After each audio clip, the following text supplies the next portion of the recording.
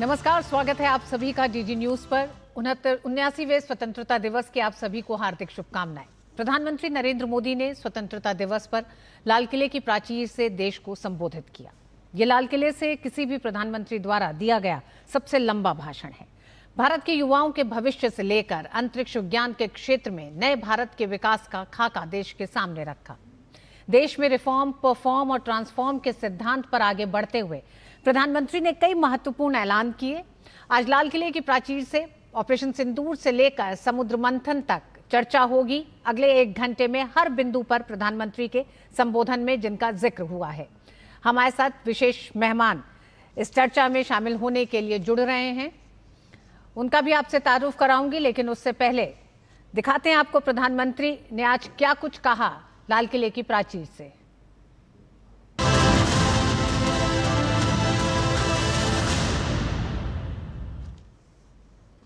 79वें स्वतंत्रता दिवस समारोह पर पीएम ने ऑपरेशन सिंदूर का जिक्र किया और कहा कि हमारे सैनिकों ने कल्पना से परे दुश्मनों को सजा दी और ये भी चेतावनी दी कि आतंक और आतंकियों को पनाह देने वाले दोनों के खिलाफ भारत दृढ़ता के साथ खड़ा है।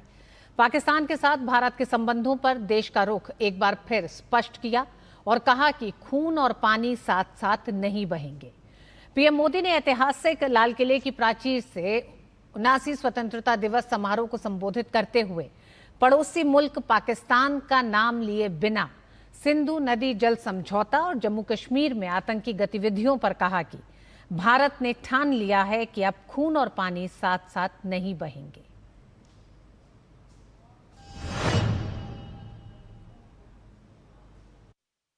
भारत ने तय कर लिया है खून और पानी एक साथ नहीं बहेंगे। अब देशवासियों को भली भांति पता चला है कि सिंधु का समझौता कितना अन्यायपूर्ण है, कितना एक तरफा है। भारत से निकलती नदियों का पानी दुश्मनों के खेत को सींच रहा है और मेरे देश के किसान, मेरे देश की धरती पानी के बिना प्यासी है। ये ऐसा समझौता था जिसने पिछले 7 दशक से मेरे देश के किसानों का अकल्पनीय नुकसान किया है। अब हिंदुस्तान के हक का जो पानी है उस पर अधिकार सिर्फ और सिर्फ हिंदुस्तान का है, हिंदुस्तान के किसानों का है। किसान हित में, राष्ट्र हित में ये समझौता हमें मंजूर नहीं है। राष्ट्र सुरक्षा को लेकर प्रधानमंत्री नरेंद्र मोदी ने लाल किले की प्राचीर से बड़ा ऐलान किया। 79वें स्वतंत्रता दिवस पर अपने संबोधन में प्रधानमंत्री मोदी ने घोषणा की कि भारत सुदर्शन चक्र मिशन लॉन्च करेगा।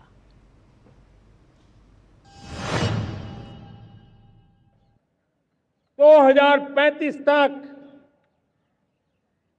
राष्ट्र के सभी महत्वपूर्ण स्थलों, जिनमें सामरिक के साथ साथ सिविलियन क्षेत्र भी शामिल है, जैसे अस्पताल हो, रेलवे हो, जो भी आस्था के केंद्र हो, उन्हें टेक्नोलॉजी के नए प्लेटफॉर्म द्वारा पूरी तरह सुरक्षा का कवच दिया जाएगा। ये सुरक्षा का कवच लगातार विस्तार होता जाए, देश का हर नागरिक सुरक्षित महसूस करे। किसी भी प्रकार की टेक्नोलॉजी हम पर वार करने आ जाए, हमारी टेक्नोलॉजी उससे बेहतर सिद्ध हो। और इसलिए आने वाले 10 साल 2035 तक मैं ये राष्ट्रीय सुरक्षा कवच का विस्तार करना चाहता हूं, मजबूती देना चाहता हूं। आधुनिक बनाना चाहता हूं। और इसलिए भगवान श्री कृष्ण से प्रेरणा पाकर के हमने श्री कृष्ण का जो सुदर्शन चक्र था, उस सुदर्शन चक्र की राह को चुना है। और प्रधानमंत्री के संबोधन पर और चर्चा करने के लिए हमारे साथ कई मेहमान जुड़ने जा रहे हैं। हमारे साथ अभी जुड़ गए हैं vice admiral Shekhar Sinha, retired chairman India foundation trustee board. Vice admiral Shekhar Sinha, आपका बहुत बहुत स्वागत है। और सबसे पहले तो स्वाधीनता दिवस की आपको बहुत बहुत स्वतंत्रता दिवस की शुभकामनाएं। शैलेंद्र भी हमारे साथ जुड़ गए हैं, हमारे साथी संवाददाता। शैलेंद्र, अब अगर हम शुरुआत आपसे इस तरह से करें कि आज के प्रधानमंत्री के भाषण को किस तरह से उनके पिछले कई भाषणों से अलग माना जा रहा है? चर्चा बहुत हो रही है प्रधानमंत्री के आज के संबोधन की। हमने देखा है कि प्रधानमंत्री नरेंद्र मोदी के लाल किले के प्राचीर से हर जो संबोधन रहा है वो अपने आप में बहुत महत्वपूर्ण रहा है, लेकिन इस बार उनके संबोधन में जो एक उपलब्धि रही है बीते 11 वर्षों की, उस तरफ भी इशारा करते हुए आगे की जो आगे क्या लक्ष्य रखे जाने हैं, चाहे वो रोजगार की बात हो या फिर सुरक्षा चक्र जो हमें एक नया अभियान शुरू करने की बात हो, तो दरअसल हर क्षेत्र में किस तरह से भारत आगे बढ़ रहा है, चाहे वो क्लीन एनर्जी का क्षेत्र हो या फिर डिफेंस का क्षेत्र हो, किस तरह से हम अपने किसानों के हितों को प्रोटेक्ट कर रहे हैं, इन सब बातों का जिक्र प्रधानमंत्री नरेंद्र मोदी ने किया और साथ ही साथ कई नए ऐलान किए हैं। तो निश्चित तौर पर हम उसे और एक आगे ले जाते हुए देख सकते हैं। जो पिछले के भाषण रहे हैं उससे आगे जाते हुए प्रधानमंत्री नरेंद्र मोदी ने जो प्राथमिकताएं हैं वो तो देश के सामने पहले ही रख दी गई थी कि 2047 तक में विकसित भारत बनाना है, लेकिन उसके लिए क्या कुछ किया जाना है, तो उसमें कई महत्वपूर्ण बातें प्रधानमंत्री ने कही। जैसे दीपावली पे एक दोहरा एक तरह से दीपावली होगी, ये स्पष्ट तौर पर जब प्रधानमंत्री ने इस बात का ऐलान किया। हम सब जानते हैं कि जीएसटी रिफॉर्म की तरफ देश आगे बढ़ रहा है, और दूसरी तरफ जब युवाओं को जो पहली बार नौकरी पाएंगे उनको पैसा देने की जब बात हुई, इस तरह से ठोस योजना के तहत कैसे और आगे बढ़ाया जाएगा, तो निश्चित तौर पर ये एक तरह से किसानों से लेकर जवानों तक और तमाम देश की जो एक दिशा है उधर प्रधानमंत्री नरेंद्र मोदी ने एक न केवल इशारा किया है बल्कि स्पष्ट तौर पर एक ठोस एक तरह से कहें कार्य योजना भी। बिल्कुल शैलेंद्र, बिंदुवार इस चर्चा को हम आगे बढ़ाएंगे, लेकिन उससे पहले अपने दर्शकों को यह भी बता दें कि प्रधानमंत्री नरेंद्र मोदी ने अपने संबोधन में देश के अंदर फाइटर जेट्स बनने से जुड़ी बात कही। उन्होंने भारत के लिए यह कहा कि किस तरह से आत्मनिर्भर भारत के सामने जो एक बड़ी चुनौतियां हैं वो इस क्षेत्र में भी है और इस दिशा में भी बड़ा काम करने के लिए आज एक उन्होंने ऐलान किया। 140 करोड़ भारतवासी 2047 में जब आजादी के 100 साल होंगे, विकसित भारत के संकल्प को परिपूर्ण करने के लिए पूरी ताकत से जुटे हैं। इस संकल्प की पूर्ति के लिए भारत आज हर सेक्टर में आधुनिक इकोसिस्टम तैयार कर रहा है, और आधुनिक इकोसिस्टम हर क्षेत्र में हमारे देश को आत्मनिर्भर बनाएगा। मेरे टैलेंटेड यूथ को, मेरे इंजीनियर्स को और प्रोफेशनल्स को और सरकार के हर विभागों को भी मेरा आह्वान है, क्या हमारा अपना made in India fighter jets के लिए जेट इंजन हमारा होना चाहिए कि नहीं? हम फार्मा ऑफ द वर्ल्ड माने जाते हैं, वैक्सीन में हम नए नए विक्रम स्थापित करते हैं, लेकिन क्या समय की मांग नहीं है हम रिसर्च और डेवलपमेंट में और ताकत लगाएं, हमारे अपने पेटेंट हो, हमारी अपनी बनाई हुई मानव जाति के कल्याण की सस्ते से सस्ती और सबसे कारगर नई नई दवाइयों की शोध हो, हर संकट में साइड इफेक्ट के बिना मानव जाति के कल्याण में काम आए। Made in India jet engines को प्रधानमंत्री ने कहा कि एक राष्ट्रीय चुनौती के तौर पर लेने की जरूरत है और उस दिशा में आगे बढ़ना है। कई बड़े ऐलानों में एक ऐलान ये भी था। हमारे साथ 3 मेहमान जुड़ गए हैं। Vice admiral Shekhar Sinha retired हमारे साथ जुड़े हुए हैं। अनंत विजय जी हमारे साथ जुड़ गए हैं। वरिष्ठ पत्रकार शुभमोय भट्टाचार्य सीनियर इकोनॉमिक जर्नलिस्ट हैं। आपका भी बहुत बहुत स्वागत है। शैलीन हमारे साथ जुड़े हुए हैं। वाइस एडमिरल, आप ही के पास सबसे पहले आना चाहेंगे। प्रधानमंत्री नरेंद्र मोदी ने आज सुदर्शन चक्र मिशन का जिक्र किया है। किस तरह से ये एक पावरफुल वेपन सिस्टम होगा, यानी कि न सिर्फ दुश्मनों को जवाब देना बल्कि दुश्मनों से अपनी रक्षा भी करना। रितु जी नमस्कार, और आपको और हमारे सभी को पैनलिस्ट को, दर्शकों को आज स्वतंत्रता दिवस की बहुत बहुत बधाई। धन्यवाद। देखिए रितु जी, ये बहुत बड़ी बात है। हमारे पास जो 2-3 बड़े शहर के चारों तरफ जो S-400 सिस्टम है और एयर डिफेंस सिस्टम जो लगा हुआ है, जिसमें कि आपने देखा कि टेक्नोलॉजी की वजह से 3-4 एयर डिफेंस सिस्टम S-400 और मीडियम रेंज के जो हमारे बराक मिसाइल हैं वो, और L-70 और ZU-230 गन्स जो हैं वो अपने आप फायर करते हैं एक बार अगर वो लॉक कर जाए। और दिल्ली के ऊपर भी जब मिसाइल की फायरिंग हुई थी तो उसको बाहर ही इंटरसेप्ट कर लिया गया था। तो अब प्रधानमंत्री ने ये कहा है सुदर्शन चक्र के अंदर इस तरह की एयर डिफेंस सिस्टम बहुत सारे सिटीज और बहुत सारे जो इम्पोर्टेंट पॉइंट, जिसको हम वाइटल पॉइंट्स और वाइटल एरियाज बोलते हैं, और दुश्मन उसके ऊपर ज्यादा हावी रहता है, जो कि हो सकता है कि वहां से थोड़ा दूर हो।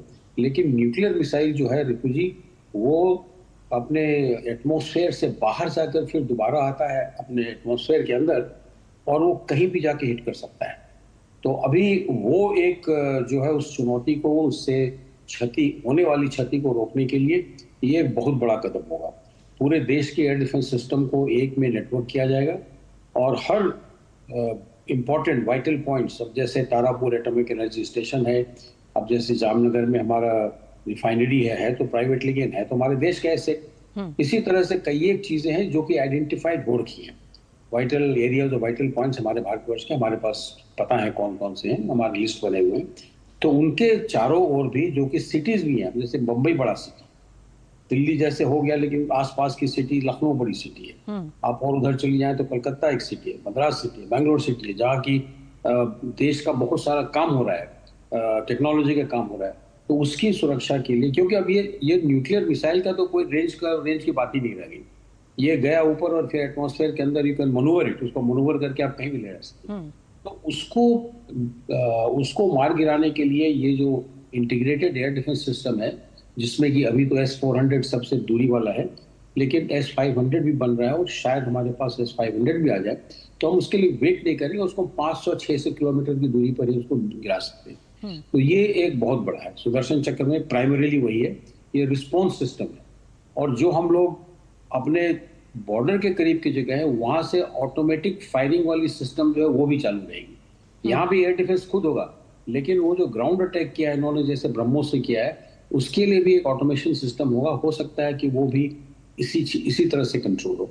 तो ये एक बहुत बड़ा है। जेट इंजन के बारे में आपने कहा, देखिए हम जेट इंजन नहीं बनाते हैं क्योंकि उसकी टेक्नोलॉजी जो है वो इंडस्ट्रियल रिवोल्यूशन के टाइम में हमें अंग्रेजों ने नहीं दी थी, तो हम उससे डिप्राइव रह गए। उससे हम अभी हमारा जो तेजस विमान बन रहा है उसमें अमेरिका के साथ हमारा समझौता हुआ है, जिसमें कि 404 इंजन दिया जाएगा, और उसके बाद एमका में हम 414 इंजन की बात कर रहे हैं। लेकिन अभी चूंकि हमारे संबंध थोड़े ढीले हो रहे हैं अमेरिका के साथ, तो हो सकता है कि उसके ऊपर कोई पाबंदी लग जाए 414 में।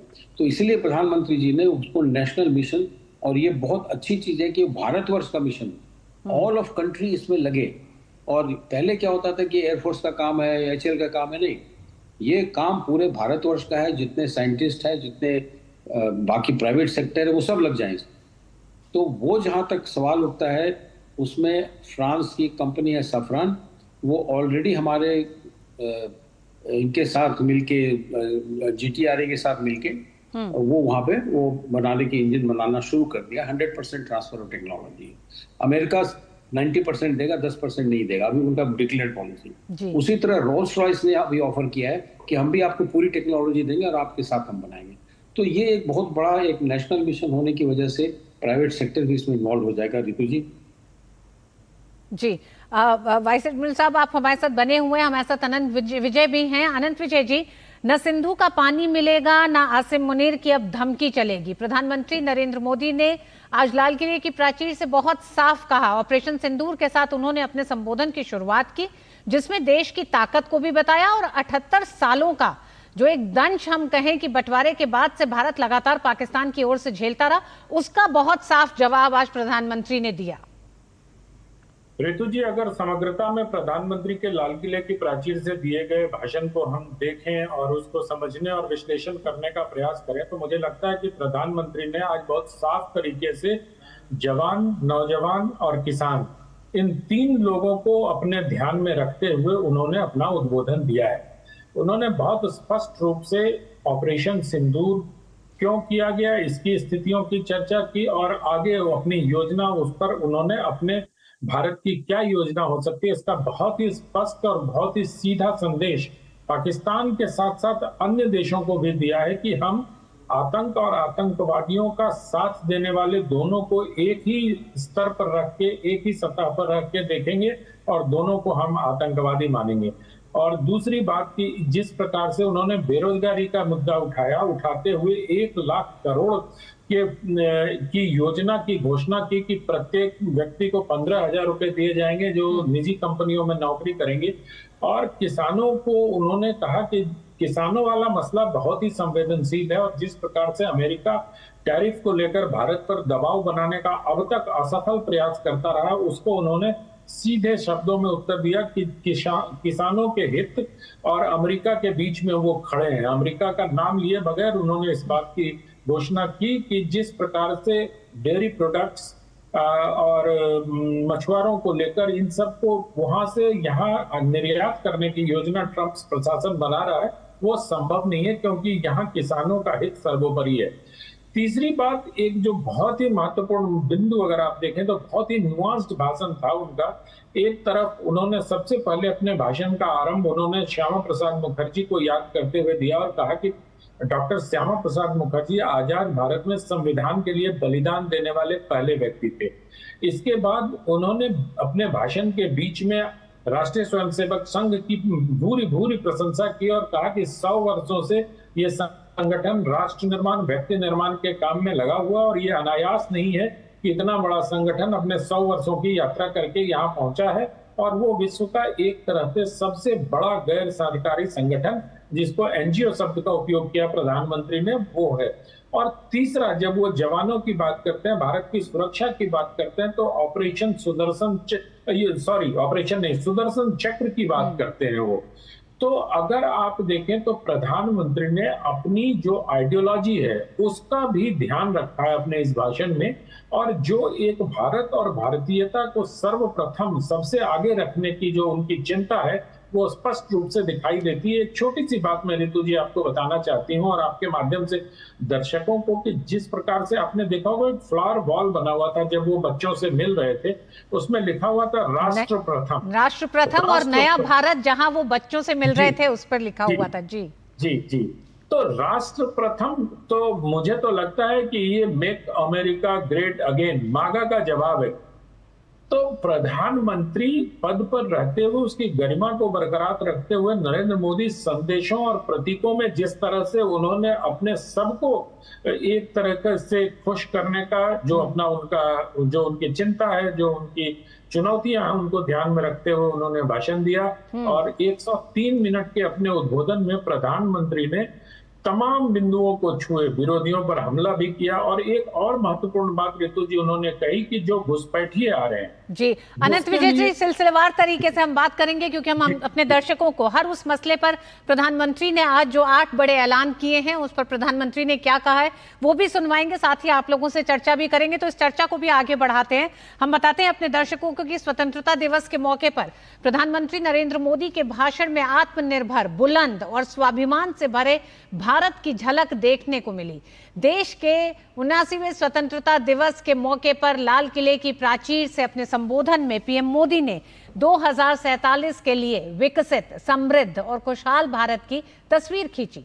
पीएम मोदी ने कहा कि देश का पहला made in India semiconductor chip साल के आखिर तक मार्केट में आ जाएगा।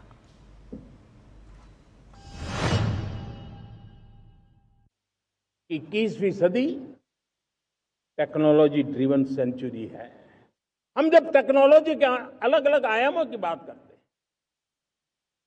तो मैं आपका ध्यान आकर्षित करता हूं सेमीकंडक्टर्स पे। उदाहरण के तौर पे बताता हूं, 50-60 साल पहले सेमीकंडक्टर को लेकर के फाइलें शुरू हुई। 50-60 साल पहले फैक्ट्री का विचार चालू हुआ। आप मेरे नौजवानों जान करके हैरान हो जाएंगे, आज सेमीकंडक्टर जो पूरी दुनिया की एक ताकत बन गया है, 50-60 साल पहले वो विचार,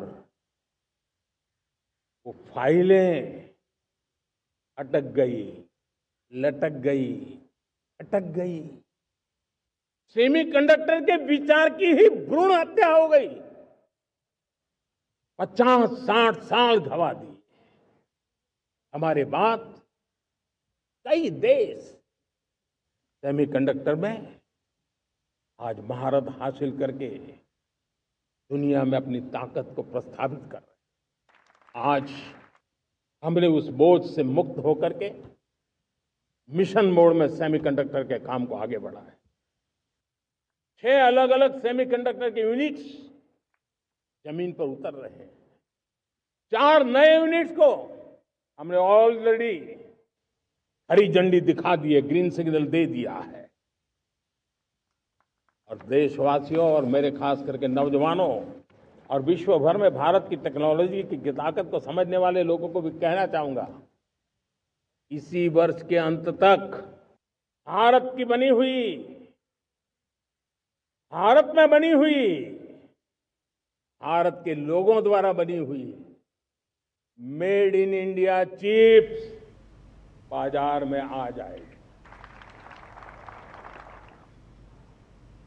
शुभमोय भट्टाचार्य हमारे साथ बने हुए हैं। शुभमोय भट्टाचार्य, सेमीकंडक्टर चिप तकनीक, स्मार्टफोन, कंप्यूटर, डिफेंस, तमाम क्षेत्रों में इसकी जरूरत होती है और प्रधानमंत्री नरेंद्र मोदी ने लाल किले की प्राचीर से कहा है कि साल के अंत तक made in India semiconductor chip Bharat में आ जाएगी।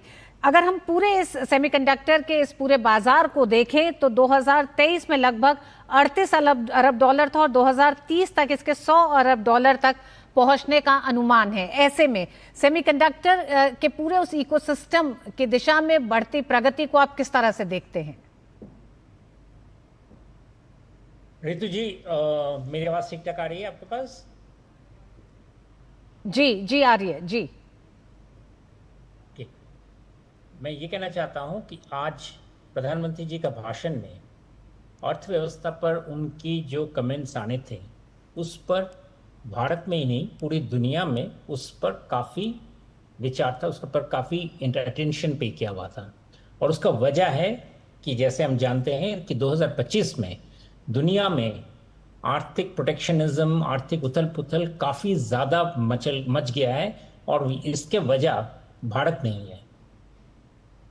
प्रधानमंत्री इन आर्थिक चैलेंज का किस तरीके से मुकाबला करने का प्लान है भारत सरकार का, उसका ब्लूप्रिंट क्या प्रस्तुत करेंगे, कैसे प्रस्तुत करेंगे, इस पर सबकी निगाहें टिकी हुई थी।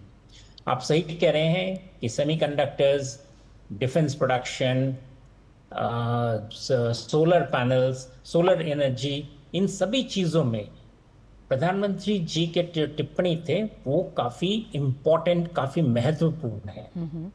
उनका जो जीएसटी को मैं अलग रख रहा हूँ क्योंकि इन सभी चीज़ अपने आप में ही एक बहुत क्लियर इंडिकेशन देता है कि भारत को सेल्फ रिलायंस, आत्मनिर्भरता पर कितना ज़्यादा काम करना है और कितना उस पर काम ऑलरेडी किया जा चुका है। आप जैसे जानते हैं कि ये प्रधानमंत्री जी का 12वां इंडिपेंडेंस डे स्पीच था। पहले स्पीच से लेकर अभी तक में कई बार इन चीज़ों पर चर्चा हुआ है, कई बार उन्होंने आग्रह किया है, दिशा निर्देश किए हैं। ये एक तरफ का स्टॉक टेकिंग था कि उन पर हम कितना अग्रसर हुए हैं और अग्रसर कितना हुए हैं इसका खासकर रूपरेखा कल एक अहम डेवलपमेंट से हमें पता चलता है। Rating agency standard and poor ने भारत का इन्वेस्टमेंट क्राइटेरिया रेटिंग्स BBB पर रेज कर दिया, अपग्रेड जी, कर दिया है। जी। और ये 18 साल बाद ये अपग्रेड आया है। और ये हम अभी भी मानते हैं कि अभी भी हमारे पोटेंशियल से अभी भी एक आध नॉच अभी भी नीचे है। We should be something like A+ हमारे देश के जो आर्थिक व्यवस्था का जो मैनेजमेंट है उसको ध्यान में करते हुए। तो अभी भी हम पोटेंशियल के नीचे दुनिया के सामने नजर आ रहे हैं इन सभी। बट स्टिल ये बहुत महत्वपूर्ण सिग्नल है जो बताता है कि जब किसी देश में किसी राष्ट्रप्रधान कहते हैं कि भारत की इकोनॉमी नहीं चल रही है, वहां पे दुनिया के सबसे प्रमुख रेटिंग एजेंसी भारत को अपग्रेड करते हैं टू BBB। ये बहुत बड़ा सिग्नल है और उसमें सारे उन्हीं बिंदु पर बात करते हैं जिस पर हमने काम, भारत सरकार ने काम करके दिखाया है जी। फिस्कल डेफिसिट हो, फाइनेंशियल मैनेजमेंट हो, हर चीजों में। प्रधानमंत्री जी का आज का स्पीच उसी संदर्भ में आता है कि उनका जो पॉलिसी रिफॉर्म्स का जो एजेंडा जो हमारे सामने प्रस्तुत किए हैं, और फिर मैं टैक्स कट को भी मैं अलग रख रहा हूं क्योंकि वो अपने आप में एक डिस्कशन वाली चीज है।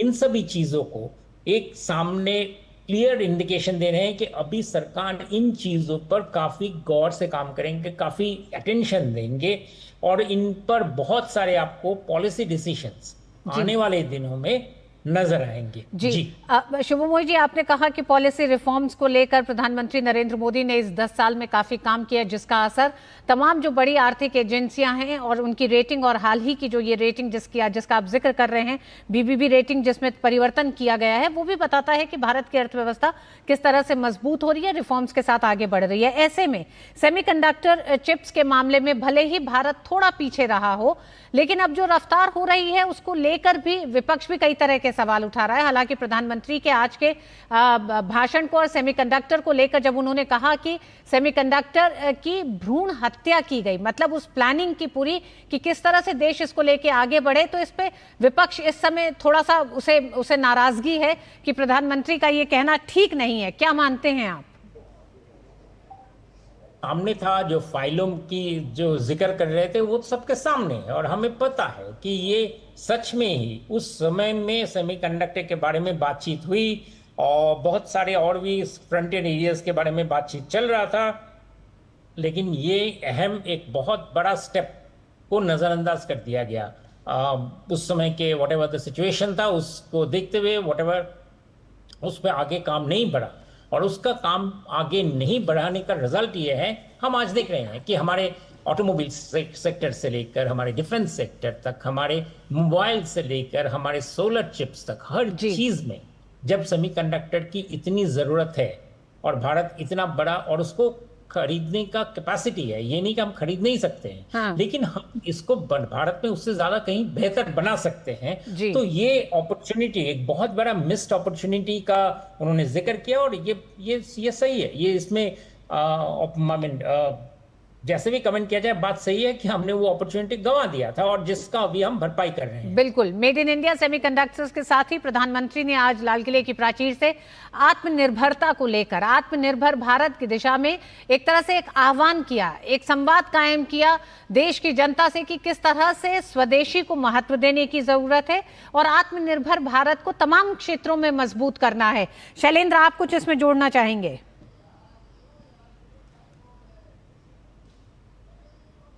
आज जब सेमीकंडक्टर यूनिट की बात हो रही है, इसी हफ्ते 4 यूनिट की मंजूरी मिली है, 2 भुवनेश्वर में, एक पंजाब में और एक आंध्र प्रदेश में। कुल मिलाकर अब 10 यूनिट एक तरह से देखें उस पर काम हो रहा है और सिंगापुर से करार हुआ। तो दरअसल न केवल सेमीकंडक्टर यूनिट बल्कि आप पूरे इलेक्ट्रॉनिक मैन्युफैक्चरिंग में देखें तो कई गुना मैन्युफैक्चरिंग में वृद्धि हुई है। हमारा निर्यात बढ़ा है, हम एक्सपोर्ट ज़्यादा कर रहे हैं, उत्पादन ज़्यादा कर रहे हैं, मोबाइल मैन्युफैक्चरिंग कर रहे हैं। 10 साल पहले हम सिर्फ नाम मात्र आप कहें तो असेंबलिंग कुछ जगह पर होती थी, अब आप देखें कि नए नए मोबाइल फैक्ट्रियाँ लगी हुई हैं, आईफोन यहाँ पर बनाया जा रहा है और हम एक ग्लोबल स्तर पर जो अवसर है मैन्युफैक्चरिंग का, दुनिया में किसी देश में अगर कोई कंपनी शिफ्ट होना चाहती है, कोरोना के बाद हमने देखा इस तरह की स्थितियां बनी, उसमें भारत सबसे पसंदीदा जगह के तौर पर उभर रहा। और ये इसलिए हो रहा है क्योंकि तमाम रिफॉर्म्स हुए हैं, हमने तमाम वो टारगेट्स पूरा किए हैं। अगर हम ग्रीन एनर्जी की बात करते हैं तो समय से पहले हमने वो टारगेट पूरा करके दिखा दिया, हमने वो एक वातावरण दिया। हाँ, तो बिल्कुल। आज लाल किले की प्राचीर से ऊर्जा के क्षेत्र में भी कुछ नए संकल्प लिए गए हैं, उसका भी जिक्र करेंगे। अनंत विजय जी, आप भी हमारे साथ बने रहिएगा। शुभमोय भट्टाचार्य, आप भी बने रहिएगा। शैलेंद्र, आप भी। वक्त एक छोटे से ब्रेक का है, ब्रेक के बाद लौटते हैं।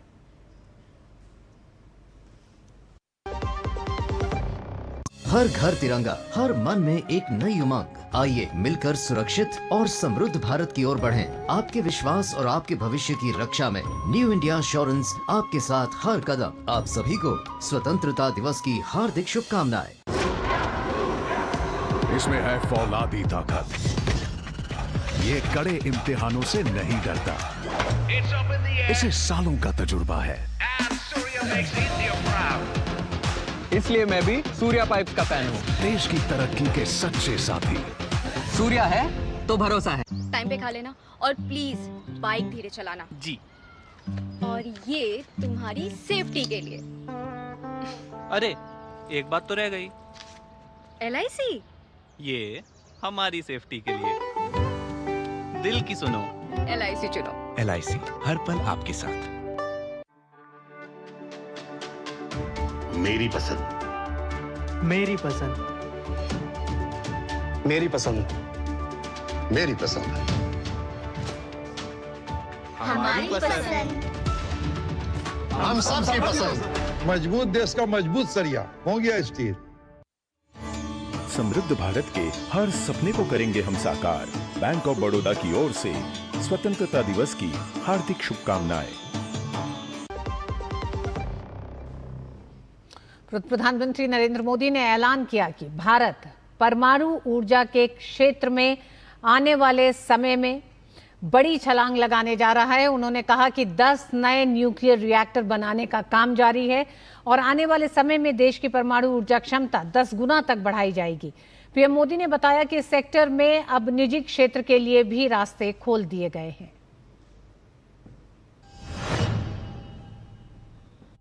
भारत न्यूक्लियर एनर्जी पर भी बहुत बड़े इनिशिएटिव ले रहा है।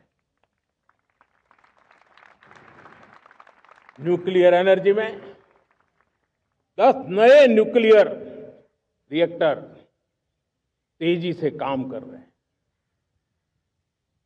2047 तक, जो कि हमने विकसित भारत का लक्ष्य तय किया है, जब देश की आजादी के 100 साल होंगे, हम परमाणु ऊर्जा क्षमता 10 गुना से भी अधिक बढ़ाने का संकल्प लेकर के आगे बढ़ रहे हैं।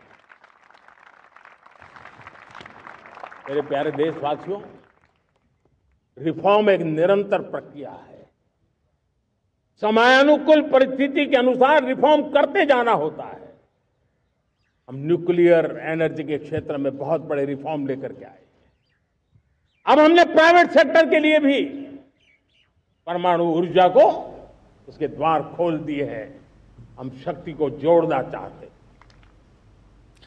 अनंत विजय जी, प्रधानमंत्री ने कहा हम शक्ति को जोड़ना चाहते हैं। आज लाल किले की प्राचीर से सिर्फ देश को ही संदेश नहीं, बल्कि क्या लगता है कि एक लंबे समय से अमेरिका और पाकिस्तान जैसे देशों को भी बड़े संदेश प्रधानमंत्री नरेंद्र मोदी ने आज लाल किले की प्राचीर से दिया है। हम जानते हैं परमाणु संपन्न शक्ति देश बनने की एक लंबी यात्रा रही, संघर्ष की यात्रा भारत की रही है और 10 नए परमाणु रिएक्टर पर तेजी से काम हो रहा है। इसी के साथ उन्होंने कहा कि हम शक्ति को बढ़ाएंगे, प्राइवेट सेक्टर को शामिल करेंगे।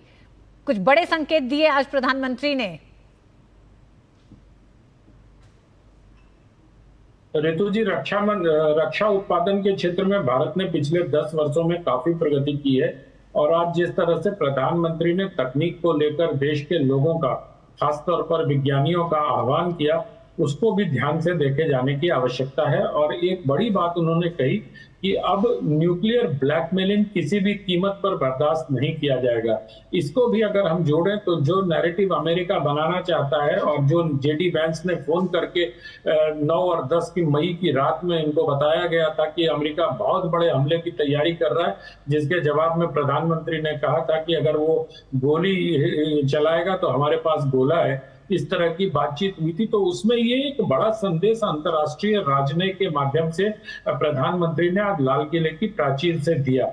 मुझे लगता है कि जिस प्रकार से जेट विमानों के इंजन को लेकर और एनर्जी पर आपने बताया है कि 10 न्यूक्लियर रिएक्टर और ये तमाम चीजें उन्होंने स्वयं बोला, ग्रीन हाइड्रोजन मिशन की बात की उन्होंने, जेट विमान के इंजन की बात की। इंजन को लेकर बहुत समय से प्रयास किया जा रहा और मुझे लगता है कि अभी रॉल्स रॉयस के साथ भारत का एक समझौता हुआ भी है, जो टेक्नोलॉजी जैसा अभी एक हमारे साथी वक्ता बता भी रहे थे कि रॉल्स रॉयल इंजन के साथ तकनीक का भी स्थानांतरण भारत को करेगा। तो अगर ऐसा संभव होता है तो फिर लोकल लेवल पर प्रधानमंत्री ने जिस वोकल फॉर लोकल की बात की आज अपने भाषण में, उसको बड़ा बल मिलेगा। मैं एक छोटी सी बात और करना चाहता हूं। अभी सेमीकंडक्टर की बहुत बात हो रही थी यहाँ पर। सेमीकंडक्टर पर कांग्रेस पार्टी के जो मीडिया डिपार्टमेंट के जयराम रमेश ने आपत्ति जताई है उन्होंने उस बयान पर कि जिसमें प्रधानमंत्री ने कहा कि सेमीकंडक्टर को लेकर भविष्य की नीति की एक तरह से भ्रूण हत्या कर दी गई थी। जी ऋतु जी, प्रधानमंत्री ने बड़ा अच्छे तरीके से तंज कसा है उनके वक्तृत्व की, तो जितनी भी प्रशंसा की जाए कम है। जैसे उन्होंने कहा वो चुभ गया लगता है कांग्रेस पार्टी को। लटके, अटके और भटके 3 शब्द उपयोग किए प्रधानमंत्री ने अपने भाषण में और उसके बाद कहा कि भ्रूण हत्या कर दी गई। तो मुझे लगता है कि अगर कांग्रेस पार्टी ये कह रही कि 1980 में ही पहले सेमीकंडक्टर बनाने की फैक्ट्री का शिलान्यास हो गया था, तो देश आज ये जानना चाहता है कि 1980 में अगर उसका शिलान्यास हो गया था तो बात कहां तक आगे बढ़ी। प्रधानमंत्री यही तो कह रहे हैं कि पिछले 50 वर्षों से अटके, लटके और भटक गए। तो जो भटके वाला है ना, तो उसको तो साफ साफ मुझे लगता है कि कांग्रेस पार्टी ने स्वीकार भी किया है अपनी प्रतिक्रिया में कि 80 के बाद उस पर कोई काम नहीं हुआ। क्योंकि मुझे लगता है कि अगर सेमीकंडक्टर पे काम हुआ होता तो अभी जो चिप की हालत हमारे यहाँ है और जिस प्रकार से कई बार आप देखिए गाड़ी खरीदने भी उपभोक्ता जाता है तो वहां उनको ये कहा जाता है कि अभी एक की ले लो, दूसरी की थोड़े दिन बाद देंगे। ये बड़ी छोटी सी बात है लेकिन ये अनुपलब्धता से जोड़ती है उसके। तो और तीसरी बात एक और प्रधानमंत्री ने इसी से जोड़ते हुए कहा कि वो दिन भी भारत में देखा है जब हम दूसरों पर निर्भर रहा करते थे और हम प्रतीक्षा करते थे कि वहां से हमें क्या मिलेगा, वहां से हमें क्या मिलेगा, कौन सा बेड़ा हमें बचाने आएगा, तब हमारी सीमाएं सुरक्षित रह पाएंगी। तो मुझे लगता है कि तकनीक और सुरक्षा के लिहाज से प्रधानमंत्री ने एक बड़ा खाका पेश किया है। और जो वो कहते हैं हमेशा कि दूसरे की लकीर को छोटी करने के लिए अपनी लकीर बड़ी करने की आवश्यकता है, तो मुझे लगता है आज का उनका भाषण उसी लकीर को बड़ी करने की शुरुआत पर है। जी हाँ, ऊर्जा में आत्मनिर्भर भारत हो, इसका भी एक तरह से आह्वान किया प्रधानमंत्री नरेंद्र मोदी ने और लगातार तमाम नीतियों के जरिए और कई ऐसे एक तरह से ऊर्जा के क्षेत्र में नए पार्टनर्स की तलाश कर ऊर्जा के लेन देन को लेकर या ऊर्जा के क्षेत्र में कई नई परिभाषाएं भी भारत ने गढ़ी हैं, जिसका तमाम मंचों पर भारत लगातार एक तरह से पुरजोर वकालत करता रहा है और न किसी से डरने की नीति के तहत भी भारत ये कहता रहा है कि संप्रभु देश है, इसलिए भारत तय करेगा ऊर्जा के क्षेत्र में उसे किससे कितना कैसा व्यापार करना है। वक्त एक छोटे से ब्रेक का है, आप सभी मेहमान हमारे साथ बने रहिएगा। प्रधानमंत्री के संबोधन को लेकर कुछ विशेष और बिंदु हैं जिन पर चर्चा होनी है।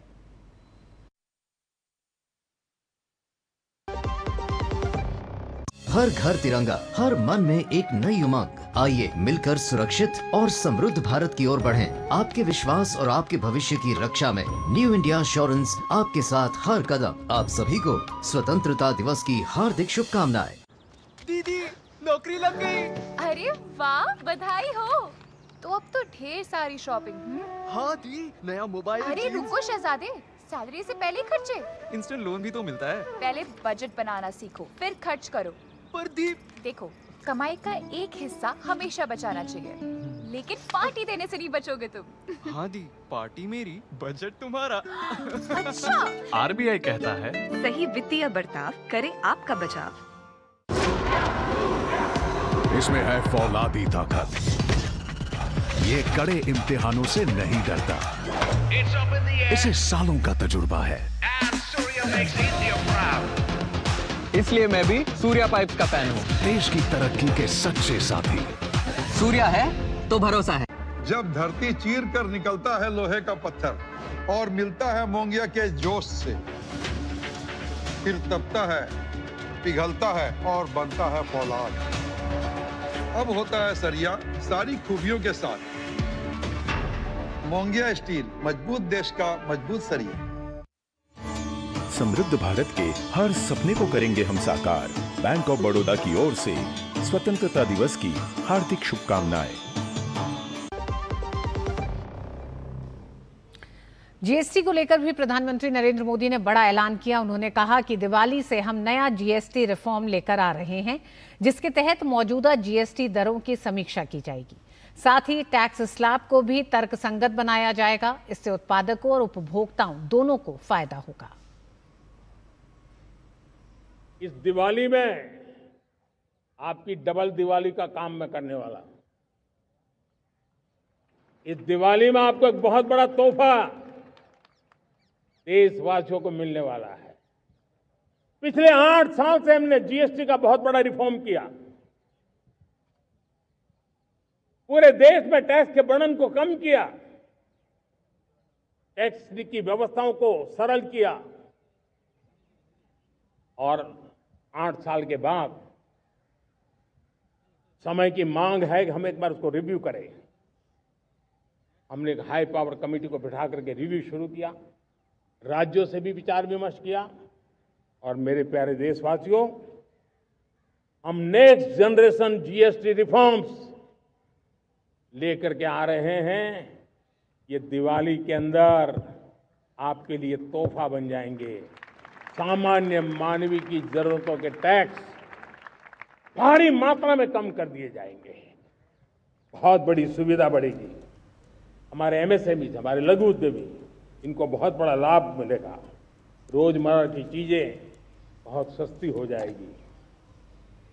प्रधानमंत्री नरेंद्र मोदी ने लाल किले की प्राचीर से किसानों की बात की। उन्होंने कहा कि किसानों, मछुआरों और पशुपालकों के हित में मोदी दीवार खड़ी है। देश के किसानों की मेहनत रंग ला रही है। प्रधानमंत्री ने कहा कि देश किसानों, पशुपालकों और मछुआरों के हितों से कभी भी समझौता नहीं करेगा। भारत के किसान, भारत के पशुपालक, भारत के मछुआरे, ये हमारी सबसे बड़ी प्राथमिकता है। भारत के किसान, भारत के मछुआरे, भारत के पशुपालक, उनसे जुड़ी किसी भी अहितकारी नीति के आगे मोदी दीवार बन के खड़ा है।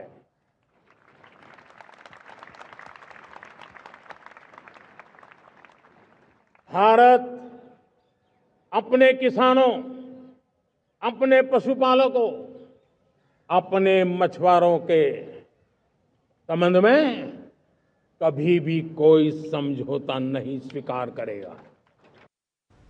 प्रधानमंत्री नरेंद्र मोदी ने शुक्रवार को अगली पीढ़ी के सुधारों को आगे बढ़ाने के लिए एक कार्यबल के गठन की घोषणा की। इससे देश की आर्थिक वृद्धि को बढ़ावा देने और 2047 तक विकसित भारत बनाने में मदद मिलेगी। पीएम मोदी ने कहा कि टास्क फोर्स सभी तरह के उद्योगों के लिए काम आसान बनाएगी। नेक्स्ट जनरेशन रिफॉर्म्स के लिए हमें एक टास्क फोर्स गठित करने का निर्णय किया है।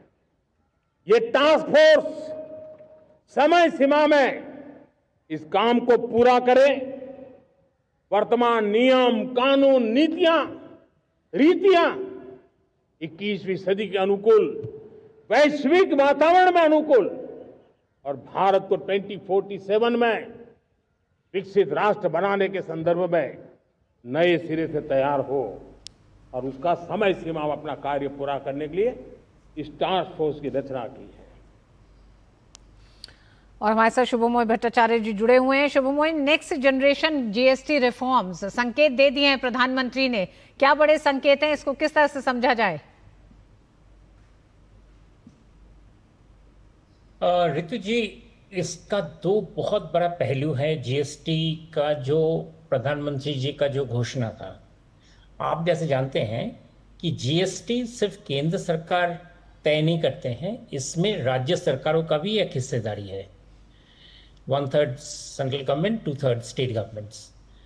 प्रधानमंत्री दिवाली का टाइम लिमिट के अंदर ये घोषणा करके अभी ये पूरा प्रेशर डाल दिए हैं जीएसटी काउंसिल, सारे राज्यों के वित्त मंत्रियों को, कि वो अपना जो डिस्कशंस हैं उस पर एक सेंस ऑफ टाइम कि इस वक्त तक हम कंप्लीट करेंगे करके फाइनल रिपोर्ट देकर उसको अमल में लाए। क्योंकि इनकम टैक्स में जो बदलाव है वो केंद्र सरकार खुद कर सकते हैं, लेकिन जीएसटी में बदलाव केंद्र सरकार और राज्य सरकार दोनों मिल के करना होता है। वही है जीएसटी का नियम, संवैधानिक सिस्टम ऐसा बनाया गया है। तो इन्होंने इस चीज को बताकर अभी ये पूरा दारोमदार जीएसटी काउंसिल के ऊपर डाल दिया कि भाई आपको इस टाइम के अंदर इस रिफॉर्म को अमल करना है जी। और ये इसलिए रेडफोर्ड से उनका ये कहना was very significant। ये पार्लियामेंट के अंदर से या किसी दूसरे जगह से अगर कहा जाता तो कहा जाता कि राज्य से केंद्र सरकार अपने जिससे कहते हैं दायरे से बाहर जा रहे हैं, लेकिन ये जनता के साथ प्रधानमंत्री की जब बातचीत होती है रेडफोर्ड से, तो वो एक नेशनल ब्लूप्रिंट है और उसके तहत जब उन्होंने ये वाला चीज घोषणा किया है तो अब ये मतलब हम मान सकते हैं कि ये डेफिनेटली अभी ये होगा जी। जो दो स्टेज रिफॉर्म्स, 2 स्टेज जीएसटी का रेट्स की बात कर रहे हैं, उसका भी अमल होगा। तो ये बहुत सारे चेंजेस है, इसके कैस्केडिंग इम्पैक्ट्स बहुत सारे हैं जो आज हमारे पास डिस्कशन करने के समय नहीं है जी। लेकिन इनके बहुत बिल्कुल, लेकिन संकेत प्रधानमंत्री ने बहुत साफ दे दिया है कि नेक्स्ट जेन जीएसटी रिफॉर्म्स की तरफ सरकार अब आगे बढ़ेगी, जो एक लंबे समय से मांग रही है। शुभमोय जी, इस पे आनंद विजय जी से भी बात करूंगी, लेकिन उससे पहले इसके आर्थिक पहलू पे आपसे, प्रधानमंत्री ने, हम देख रहे हैं जिस तरह से टैरिफ को लेकर एक दबाव बनाने की पूरी रणनीति के तहत अमेरिका लगातार अपने टैरिफ को बढ़ाता जा रहा है। ऐसे में प्रधानमंत्री ने कहा कि प्रधानमंत्री मोदी किसानों के रक्षा के लिए लगातार खड़े रहेंगे। क्या आपको लगता है कि आज प्रधानमंत्री नरेंद्र मोदी ने लाल किले की प्राचीर से देश के किसानों को आश्वस्त किया, ये कहकर कि उन पर किसी तरह की आंच नहीं आएगी, चाहे कितना ही दबाव क्यों ना हो?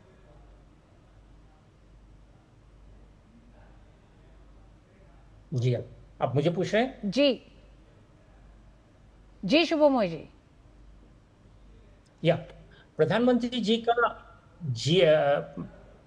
फार्मर्स का, मजदूरों का, इनके ऊपर इन्होंने जो भरोसा जताया है, साथ में प्रधानमंत्री जी का बार बार जो सेल्फ रिलायंस का जो डिक्लेरेशन दिए और सेल्फ रिलायंस का एक जो नया डेफिनेशन उन्होंने प्रस्तुत किया कि सेल्फ रिलायंस का मतलब यही नहीं कि इंपोर्ट और एक्सपोर्ट्स के ऊपर, सेल्फ रिलायंस का मतलब यही नहीं कि हम एक्सचेंज रेट में हम कितना सेटल कर रहे हैं। सेल्फ रिलायंस एक बहुत बड़ा चीज है, आत्मनिर्भरता, और जो जिसका ताल्लुकात है देश के आर्थिक प्रगति के साथ। क्योंकि बहुत सालों तक ये माना जाता था कि सेल्फ रिलायंस होने से, इकोनॉमिक प्रोटेक्शन होने से देश की आर्थिक प्रगति पर असर पड़ता है। आज प्रधानमंत्री जी बता रहे थे जो चीज सभी काफी सामने आ रहा है, आत्मनिर्भर भारत किस तरह से भारत को मजबूत करने जा रहा है। बिल्कुल बिल्कुल शुभमोय जी। अनंत विजय जी हमारे साथ जुड़े हुए हैं। अनंत विजय जी, किसानों की बात तो विपक्ष भी कर रहा है, लेकिन लाल किले की प्राचीर से आज एक ऐसे समय जब अमेरिका के साथ एक व्यापार वार्ता चल रही है, यूके के साथ एफटीए हो चुका है, उसमें भी किसी तरह का कोई समझौता किसानों के हितों से नहीं किया गया और आगे भी नहीं किया जाएगा, इसका एक आश्वासन प्रधानमंत्री ने पूरे देश को दिया, देश के किसानों को दिया। रितु जी, आपको याद होगा तो 2-3 दिन पहले प्रधानमंत्री का एक बयान आया था जिसमें उन्होंने कहा था कि मुझे व्यक्तिगत क्षति हो सकती है पर मैं किसानों का नुकसान नहीं होने दूंगा। उसी बयान को प्रधानमंत्री ने आज आगे बढ़ाते हुए स्पष्ट तौर पर उनको एक तरीके से कहें तो आश्वस्त किया है कि आप लोग निश्चिंत रहिए, जब तक मोदी है तब तक किसी भी प्रकार की जो इस आशंकाएं हैं उनके और किसानों के बीच में मोदी खड़ा है। मुझे लगता है कि प्रधानमंत्री नरेंद्र मोदी ने उनको इस बात में किसी को कोई शंका नहीं होनी चाहिए कि उनको देश के मूड का पता होता है। आप देखिए, किसानों के लिए जो कानून लाए थे सरकार ने, जब विरोध पड़ा तो एक व्यक्ति सामने से आके उसने गलती स्वीकार की और 3 कानूनों को वापस लेने का ऐलान किया।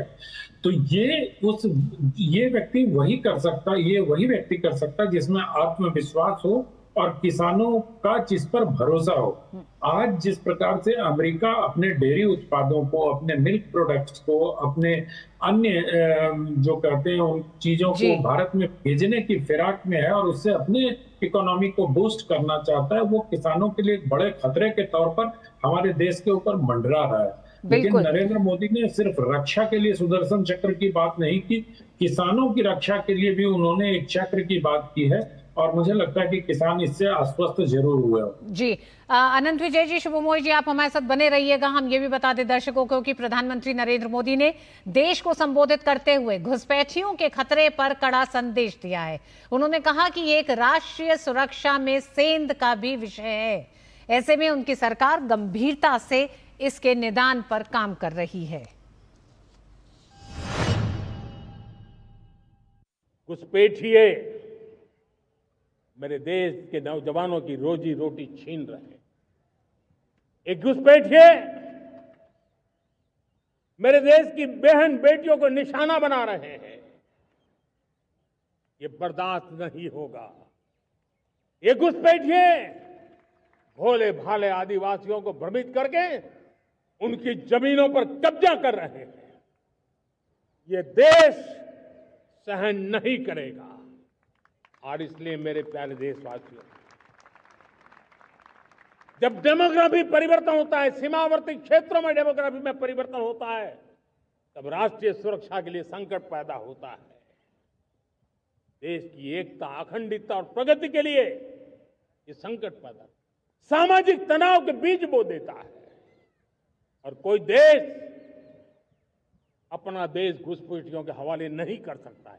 दुनिया का कोई देश नहीं कर सकता है, तो हम भारत को कैसे कर सकते हैं? हमारे पूर्वजों ने त्याग और बलिदान से आजादी पाई है, हमें स्वतंत्र भारत दिया है।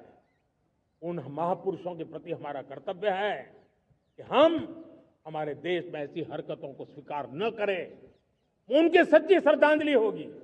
और इसलिए मैं आज लाल किले की प्राचीर से कहना चाहता हूं, हमने एक हाई पावर्ड डेमोग्राफी मिशन शुरू करने का निर्णय किया है। ये मिशन, इस मिशन के द्वारा ये जो भीषण संकट नजर आ रहा है, भारत पे मंडरा रहा है जो संकट है, उसको निपटाने के लिए तय समय में सुविचारित सुनिश्चित रूप से अपने कार्य को करेगा। उस दिशा में हम आगे बढ़ रहे हैं। अनंत विजय जी, कई मायनों में 79वां प्रधानमंत्री का संबोधन महत्वपूर्ण है और उसमें एक विषय घुसपैठियों पे एक आक्रामक अंदाज में प्रधानमंत्री ने जिस तरह से अपनी बातों को रखा और साथ ही साथ देश की आंतरिक सुरक्षा के लिए एक बड़ी चुनौती ये उन्होंने उस प्राचीर से माना है जहां से हम सुनना चाहते हैं, देश सुनना चाहता है कि प्रधानमंत्री इन बड़ी समस्याओं पर क्या सोचते हैं। उन्होंने कहा कि जल्द ही हाई पावर डेमोग्राफी मिशन, एक मिशन तैयार किया जाएगा। क्या लगता है आपको, प्रधानमंत्री ने साफ संकेत दे दिए कि भारत घुसपैठियों को अब बर्दाश्त नहीं करेगा? रितु जी, डेमोग्राफिक कमीशन की बात जो है मुझे लगता है बहुत सोच समझकर की गई है, क्योंकि डेमोग्राफी चेंज होने का मतलब या घुसपैठियों, ये सिर्फ कानून व्यवस्था की समस्या नहीं है, ये एक तरीके का कल्चरल इन्वेजन है। और प्रधानमंत्री ने सांस्कृतिक आक्रमण को लेकर अपनी जो बात थी उसको स्पष्ट रूप से कहा कि वो यहाँ आते हैं और हमारे युवाओं की नौकरियां लेते हैं और भोले भाले आदिवासी लड़कियों को और उनको बहला फुसलाकर उनके साथ गलत करते हैं। और इससे क्या होता है, एक सांस्कृतिक बदलाव पूरे क्षेत्र में दिखाई देता है। आप अगर बिहार के सीमांचल इलाके में जाए या बंगाल के सीमावर्ती इलाकों में जाए तो मुझे लगता है वहां जिस प्रकार से सांस्कृतिक बदलाव हो गया वो बहुत चिंता की बात है। और ये सिर्फ भारत की चिंता नहीं है, आप फ्रांस में देखिए, आप जर्मनी में देखिए, आप इंग्लैंड में देखिए, आप इटली में देखिए, इन सारे देशों में जिस प्रकार से घुसपैठिए आ रहे हैं और वहां की जो मूल राज्य संस्कृति है उसको बदलने का प्रयास हो रहा है, चाहे सायास चाहे अनायास। ये तो जब मिशन बनेगा और कार्य करना आरंभ करेगा तब पता चलेगा कि इन घुसपैठियों की मंशा क्या है और किस प्रकार से वो भारतीय संस्कृति पर एक तरीके से हमला है, एक तरीके से भारतीय संस्कृति को बदलने का प्रयास है। आप उत्तर पूर्वोत्तर के राज्यों को देखिए, पंजाब को देखिए, पंजाब में कितना मतांतरण हो रहा है जिसका कोई हिसाब नहीं है। आज मैं किसी से बात कर रहा था तो उन्होंने कहा कि बहुत संभव है कि आने वाले 10-15 साल बाद पाकिस्तान में सिख अल्पसंख्यक हो जाए। तो ये बहुत गंभीर चिंता का विषय है। ये सिर्फ बांग्लादेशी, मुसलमान, रोहिंग्या अपराध का मसला नहीं है। मेरे तौर पर मुझे लगता है, जितनी मेरी समझ कहती है प्रधानमंत्री के भाषण को सुनने के बाद, वो मैं ये समझ पा रहा हूं कि प्रधानमंत्री ने इस सांस्कृतिक हमले के विरुद्ध लाल किले की प्राचीर से एक शंखनाद किया है जिसका बहुत ही दूरगामी परिणाम होगा। जी अनंत विजय, क्या आप ये भी मानते हैं कि जिस तरह से भारतीय जनता पार्टी पर लगातार यह आरोप विपक्ष लगाता रहा है कि घुसपैठिए के मसले को लेकर इसे चुनावी मुद्दा बनाया जाता है, तो प्रधानमंत्री ने आज अपने भाषण में शामिल करते हुए वो संकेत देते हुए कि कितना बड़ा खतरा ये भारत की आंतरिक सुरक्षा के लिए है और भारत की सांस्कृतिक ताकत के लिए कितना बड़ा एक तरह से चुनौती बन रहा है, इसमें अब ये चुनावी मुद्दा नहीं है, ये देश के हित से, राष्ट्र हित से जुड़ा एक बड़ा मसला है। तो रितु जी, आपने कहा वो बिल्कुल विपक्ष ये कहते हैं और मैं तो लगातार डिबेट्स में ये सुनता रहता हूँ जब विपक्ष के नेता ये कहते हैं कि 11 साल से आपकी सरकार थी, सीमा पर बीएसएफ आपकी है, तो घुसपैठिए कैसे हो रहे हैं। घुसपैठ एक वर्ल्ड वाइड फेनोमेना है, इससे इनकार नहीं किया जा सकता है। कितनी भी पुलिस लगा दो, कितने भी कानून सख्त कर लो, क्या निर्भया के बाद कानून इतना सख्त किया गया, क्या बलात्कार इस देश में रुक पाया? नहीं रुक पाया। अपराध नहीं रुक सकते, अपराध को कम किया जा सकता है सख्त कानून बनाकर, सख्त विजिलेंस बढ़ाकर। लेकिन जिस प्रकार से राज्यों की सरकारें, मैं किसी राज्य विशेष का नाम नहीं ले रहा, लेकिन जिस प्रकार से एक एक व्यक्ति को 3-3, 4-4 आधार कार्ड इशू हो रहे हैं, एक व्यक्ति के 2-2 राशन कार्ड बन रहे हैं, वो सब चीजें कहीं ना कहीं जो केंद्रीय एजेंसियां हैं जो घुसपैठियों को बाहर निकालने के लिए, उनकी धरपकड़ के लिए जिम्मेदार हैं, उनको कमजोर करती हैं। अनंत विजय जी, बिल्कुल सही आप कह रहे हैं। घुसपैठियों का मसला सिर्फ कोई चुनावी मसला या सीमाओं के भीतर आ जाने तक का मसला नहीं है। अब ये घुसपैठियों की समस्या ने जब व्यवस्थाओं को एक तरह से प्रभावित करना शुरू कर दिया है, व्यवस्थाएं उसमें शामिल होने लग गई हैं। तमाम राज्यों में हमने देखा जो समस्या आप कह रहे हैं कि आधार कैसे मिल जा रहा है, राशन कैसे मिल जा रहा है, इसका मतलब कि असर बड़े हो चुके हैं। अब इसे कैसे दूर किया जाए, सरकार उस पर सोच रही है। शैलेंद्र, अंत में आपसे ही जानना चाहेंगे कि क्या कहना है कि लगातार जो आरोप बीजेपी पे लगता रहा कि ये चुनावी मुद्दा है, तो प्रधानमंत्री ने आज ये साफ कर दिया कि सरकार बहुत गंभीरता से इस पूरे मसले को ले रही है और इस पे राष्ट्रहित के मसले को ध्यान में रखते हुए इस पे काम करने के लिए आगे बढ़ने जा रही है। अब इस पे पीछे नहीं हटेगी सरकार। जी बिल्कुल, ये स्पष्ट अब एक रेखांकित कर दिया गया है, क्योंकि हम जानते हैं कि बीजेपी झारखंड में हो, चाहे सुल्तान परगना या फिर असम में देखें या फिर पश्चिम बंगाल में या फिर बिहार में जो कुछ इलाके हैं, ये मुद्दा बहुत समय से चर्चा में है कि क्या वहाँ पर जो डेमोग्राफिक बदलाव हो रहा है उससे जो बहुसंख्यक हैं उनको कई सारे एक तरह से उनकी चिंताएं बढ़ी है और बहुत सारे गांव ऐसे हैं जहां बहुसंख्यक अल्पसंख्यक में तब्दील हो गए। तो निश्चित तौर पर अब प्रधानमंत्री बहुत कम समय है अनंत विजय से, बहुत अंत में अनंत विजय जी, जिस तरह से आत्मनिर्भर भारत और स्वदेशी को लेकर प्रधानमंत्री ने आज आह्वान किया, उनके पूरी बॉडी लैंग्वेज में एक बदलाव एक दिखाई दे रहा था कि जिस तरह से वो संवाद कर रहे हैं देश की जनता से, क्या आपको लगता है कि देश की जनता आज के संबोधन के बाद ये सोचने पे मजबूर भी होगी कि घर के भीतर वो कौन सी चीजें हैं जो स्वदेशी हैं और जो विदेशी ली हुई हैं, तो स्वदेशी को अपनाने की तरफ लोग अब ज्यादा बढ़े?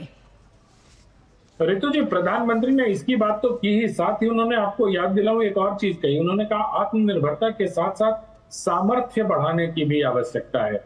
तो सेल्फ रिलायंट तो है ही, आप सेल्फ रिलायंट हो जाएंगे, आप स्वदेशी वस्तु को खरीदने लगेंगे, सब कुछ करने लगेंगे, लेकिन जो सामर्थ्य बढ़ाने की बात है उससे स्वदेशी का सीधा सीधा फैलाव होगा, उसकी व्याप्ति बढ़ेगी। देश अपने सामर्थ्य, अपने पुरुषार्थ को समझे, उसको जाने और उसको ध्यान में रखते हुए विकसित भारत की यात्रा को भी आगे बढ़ाए और साथ ही साथ वैश्विक चुनौतियों का मुकाबला करने के लिए आज वक्त की जरूरत है कि भारत अपने सामर्थ्य और पुरुषार्थ को समझे।